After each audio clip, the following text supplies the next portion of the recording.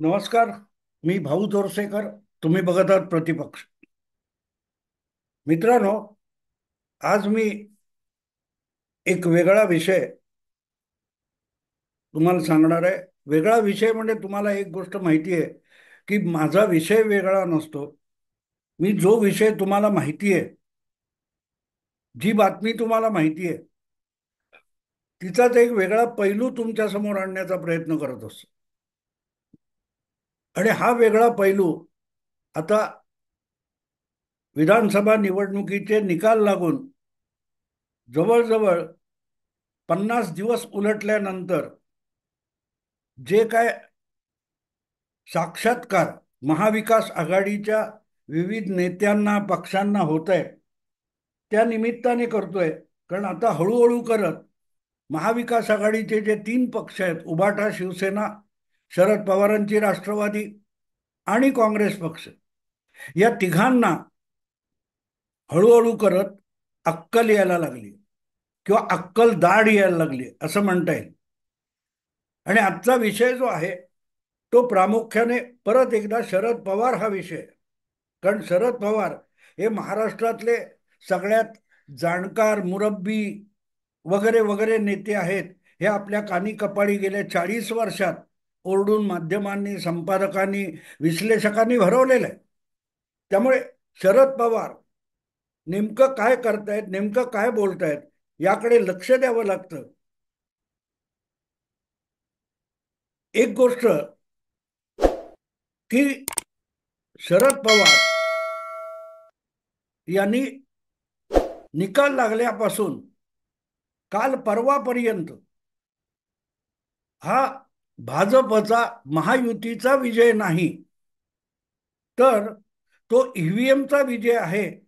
आणि परत एकदा देशात कागदी मतपत्रिका म्हणजे बॅलट पेपरवर निवडणुका झाल्या पाहिजेत या मागणीचा आवाज उठवला होता. इतर कोण काय बोलले, वडट्टीवार काय बोलले, नाना पटोले काय बोलले, संजय राऊत काय बोलले, याला मी काडीचीही किंमत देत नाही.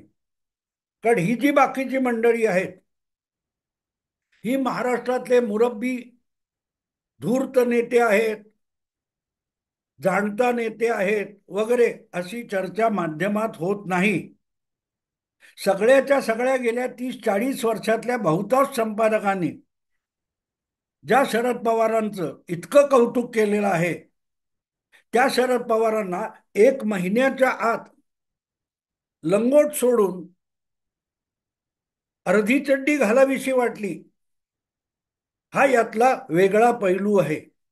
कारण जे शरद पवार साधारण महिन्यापूर्वी मार्कडवाडीत जात होते, त्यांच्या पक्षाचे उत्तम जानकर नावाचे आमदार हे माळशिरस या मतदारसंघातून विधानसभेवर निवडून आले. आणि लक्षात ठेवा, निवडून आले. त्यांच्या समोर पराभूत झालेले, मला वाटते, राम सातपुते नावाचे भाजपचे नेते आहेत. आणि त्यांनी मतमोजणीत घोळ झाला किंवा ईव्हीएम याविरुद्ध तक्रार केली आहे. पण गमतीशीर गोष्ट अशी, जी जिंकून सुद्धा उत्तम जानकर यांनी तक्रार केली. आणि एवढंच नव्हे, तर एक अभिनव किंवा काय म्हणाल तुम्ही, मॉक ड्रिल सारखं मार्कडवाडी नावाच्या गावामध्ये कागदी मतपत्रिकेवर मतदान करण्याचा एक प्रयोग आरंभला होता, ज्याला शासनाने बंदी घातली आणि मोठा तमाशा झाला. त्यानंतर महाविकास आघाडीचे नेते एकामागून एक मार्कडवाडीला जायला लागले. अगदी राहुल गांधी येणार येणार म्हणून डंका पिटला गेला, ते आलेच नाहीत. पण खुद्द शरद पवार मार्कडवाडीमध्ये गेले होते आणि त्यांनी जे काय विधानसभा निवडणुकीचे निकाल लागले, ते सगळं गडबड आहे असा एक नॅरेटिव्ह बनवण्याचा प्रयास केला. त्यासाठी शरद पवार महिन्याभरापूर्वी त्या मार्कडवाडीमध्ये काय बोलले होते, हे त्यांना, सुप्रियाताईंना, अमोल कोल्हे वगैरेंना आठवत नाही का, हा प्रश्न विचारणं भाग आहे. आणि तोच तर शरद पवार यांच्या राजकारणाचा एक नवा पैलू आहे. उत्तम जानकर काय म्हणाले, संजय राऊत वगैरे सोडून द्या, खुद्द शरद पवार मार्कडवाडीमध्ये गेले होते आणि तिथे त्यांनी तिथल्या ग्रामस्थांसमोर किंवा जी काय समोर गर्दी होती तिच्या समोर भाषण करताना म्हटलं होतं की राज्यातल्या एकामागून एक सगळ्या ग्रामपंचायतींनी ईव्हीएम बंद करून कागदी मतपत्रिकेवर बॅलट पेपरवर मतदान घेतलं जावं असे प्रस्ताव मंजूर करावेत ही मागणी आणि आवाहन शरद पवारांनी केलं होतं. माझा प्रश्न इतकाच आहे की ज्यावेळेला शरद पवार मार्कडवाडीमध्ये जाऊन असं काही आवाहन तिथल्या ग्रामस्थांना किंवा गर्दीला करत होते तेव्हा शरद पवारांचं डोकं ठिकाणावर होतं का? आणि असेल तेव्हा डोकं ठिकाणावर असेल तर आज शरद पवारांचं डोकं फिरलंय का? कारण तेव्हा हा तेल लावलेला पहलवान कुस्ती खेळायला मार्कडवाडीमध्ये गेला होता, पण त्यांनी तिथे जाऊन जे काय केलं त्यामुळे आज तेच स्वतः सांगतायत की मार्कडवाडी ही मर्कटलीला होती. तसं नसतं. तर शरद पवारांनी महिन्याभरामध्ये जे काय निवडणूक निकाल आले ते योग्य असल्याची ग्वाही दिली नसती. आज शरद पवार असं म्हणतात की जी काय निवडणूक झाली त्या निवडणुकीमध्ये आम्ही म्हणजे शरद पवार त्यांचा राष्ट्रवादी काँग्रेस पक्षाचा गट आणि ते ज्या आघाडीत होते ती महाविकास आघाडी गाफील होती. याच्या उलट महायुती आणि त्यातला मोठा पक्ष असलेला भारतीय जनता पक्ष यांनी अतिशय सावधपणे लोकसभेच्या पराभवाचा योग्य अर्थ लावून गावोगावी आणि एकेका मतदाराशी संपर्क साधण्याचा प्रयत्न केला. सगळी निवडणूक राष्ट्रीय स्वयंसेवक संघाने हाती घेतली. सगळी निवडणूक भाजप आणि प्रामुख्याने राष्ट्रीय स्वयंसेवक संघाने हाती घेतली आणि एकेका मतदारासमोरशी संपर्क साधून संवाद साधून त्याला सगळ्या बाजू दोन्ही बाजू समजावून दिल्या. त्याचा परिणाम विधानसभा निवडणुकीच्या निकालात दिसतो असं आज शरद पवार आपल्याच पक्षाच्या कार्यकर्त्यांना मार्गदर्शन करताना सांगतात.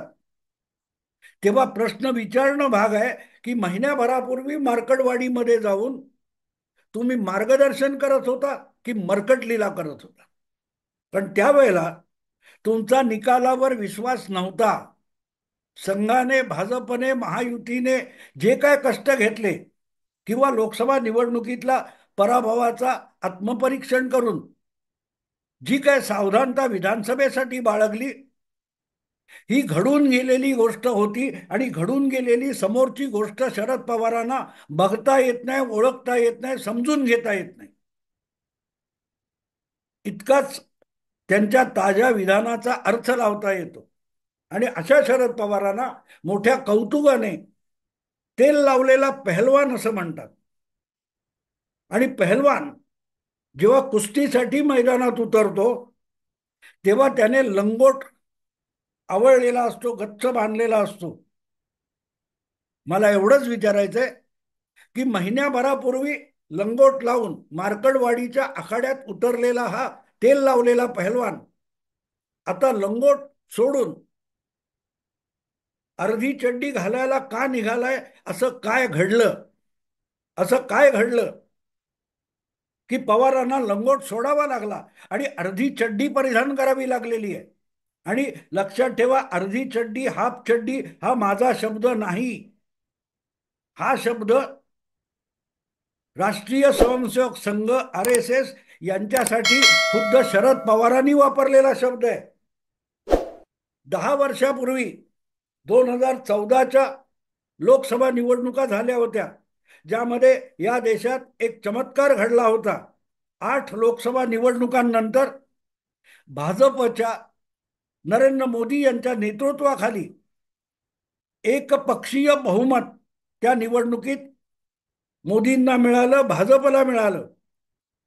त्यांच्या नेतृत्वाखालच्या NDAला 350 325च्या आसपास जागा मिळाल्या. त्या लोकसभा निवडणुकीच्या प्रचारापासून पुढे 6 महिन्यांनी होणाऱ्या विधानसभा निवडणुकीपर्यंत महाराष्ट्राच्या शरद पवार सगळीकडे फिरून फिरून 10 वर्षापूर्वी एकच वाक्य परत परत बोलत होते.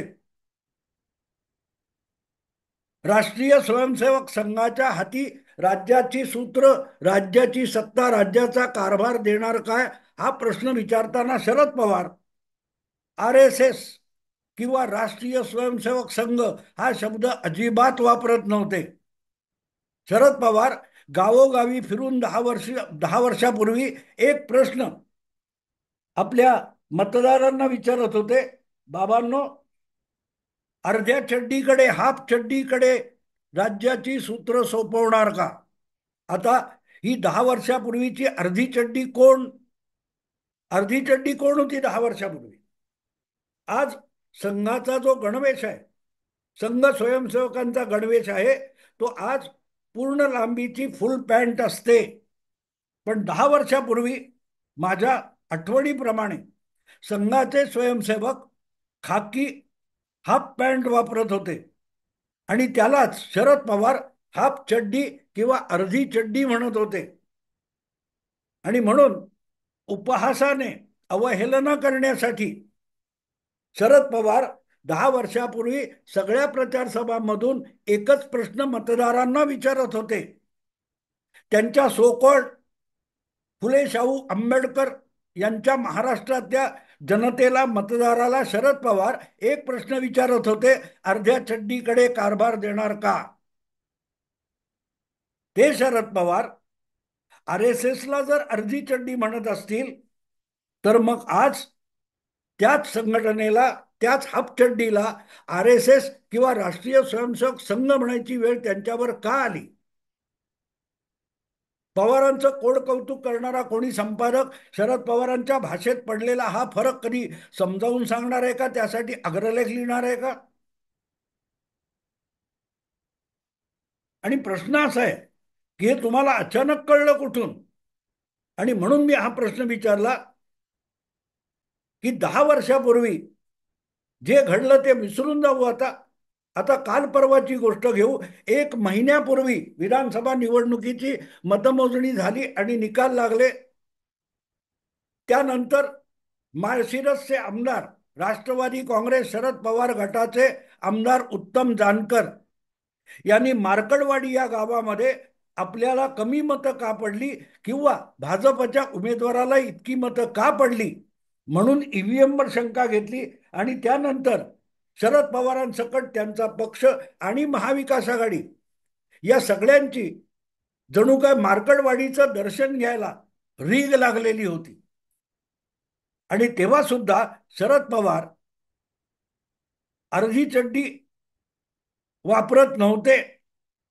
कुस्ती खेळायला उतरल्यासारखे शरद पवार मार्कडवाडीला पोहोचले होते आणि तिथे त्यांनी प्रत्येक गावात ग्रामपंचायतीने बॅलट पेपरसाठी आग्रह धरणारे ठराव संमत करावे असं आवाहन केलं होतं. मुद्दा असा आहे की तेव्हा जे तुम्ही आवाहन केलं, तेव्हा तुम्हाला संघाने लोकसभा निवडणुकीनंतर विधानसभेसाठी भाजप आणि महायुतीचं काय काम केलं, कोणाकोणाशी संवाद साधला, हे माहिती नव्हतं का? आणि आत्ता माहिती झालं असेल तर कुठून माहिती झालं याचाही खुलासा केला पाहिजे. मार्कडवाडीच्या ग्रामस्थांना आणि राज्यभरच्या ग्रामीण भागातल्या लोकांना असले प्रस्ताव करायचा, संमत करायचं आवाहन करताना शरद पवार कुठल्या माहितीच्या आधारे बोलत होते आणि आज स्वपक्षाच्या कार्यकर्त्यांना मार्गदर्शन करताना आम्ही गाफील होतो आणि संघाचे लोक काम करत होते असं सांगतात, तेव्हा शरद पवारांकडे माहिती कुठून आली हा प्रश्न विचारला गेला पाहिजे. का ज्या आधारावर जी अक्कल शरद पवार पाजळत आहेत, मी हा अपमानास्पद वाटणारं वाक्यरचना मुद्दाम वापरतोय. शरद पवार संघाने एकेका माणसाशी संवाद साधला, संघाच्या कार्यकर्त्यांनी लोकांशी बोलले, त्यांना बाजू समजावली. ही जी काय अक्कल शरद पवार पाजळतात ना, ती अक्कल प्रतिपक्षाच्या प्रत्येक व्हिडिओमध्ये निवडणुकीच्या आधी आणि निवडणुकीच्या नंतर भाऊ तोरसेकर सांगत होता. संघाचे लोक सांगत होते, आमच्यासारखे अनेक पवारांचे टीकाकार असतील, महाविकास आघाडीचे टीकाकार असतील, ते सांगत होते अगदी निकाल लागल्यावर आणि मतदानाच्या आधी सुद्धा संघाने निवडणूक हातात घेतलेली आहे हे आम्ही सांगत होतो. हे ज्या माणसाला कळायला 1.5 महिना लागतो, तो जाणता नेता असेल तर फुले शाहू आंबेडकर विचारधारेची अवस्था किती दयनीय आहे याचा पुरावा मिळतो. आज तुम्हाला संघ संघ स्वयंसेवक यांची महत्ता कळली नाही? अजिबात नाही. आज झालेला हा शरद पवारांना आज झालेला साक्षात्कार बिलकुल नाही. शरद पवारांना सगळंच्या सगळं माहिती आहे, पूर्ण माहिती आहे. संघाचा स्वयंसेवक कसल्याही पदाची, कसल्याही स्वार्थाची अपेक्षा न करता कसा आपल्या विचारधारेसाठी राब राब राबतो आणि विचारधारा आणि त्या विचारधारेच्या आधारावर उभी राहिलेली संघटना किती मजबूत करतो, त्यासाठी आपलं आयुष्य झोकून देतो आणि बदल्यात कसली अपेक्षा बाळगत नाही हे शरद पवारांना माहिती आहे. 8-10 वर्षापूर्वी कधीतरी एका कुठच्या तरी मुलाखतीमध्ये शरद पवारांनी ही गोष्ट सांगितलेली आहे. ईशान्येकडच्या आगरतळा असेल किंवा आणखीन कुठच्या आसामच्या असेल, मला आठवत नाही, अशा विमानतळावर आपण केंद्रात मंत्री असताना एकदा गेलो होतो आणि त्या विमानतळावर एक प्रवासी आपल्याला ओळखीचा दिसला म्हणून आपण त्याला हटकलं, तर तो आपला कॉलेजच्या काळातला वर्गमित्र असल्याचं पवारांच्या लक्षात आलं आणि ती आठवण सांगताना शरद पवार सांगतात की मी त्याला विचारलं, तू इकडे ईशान्य भारतात काय करतोयस? तेव्हा त्या मित्राने सांगितलं की मी इथे संघाचं काम करतो.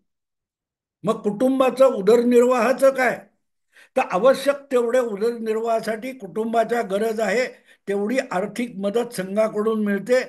कुटुंब सगळं पुण्यातच असेल, मी इकडे ईशान्य भारतामध्ये कित्येक वर्ष संघाचं काम उभं करतोय.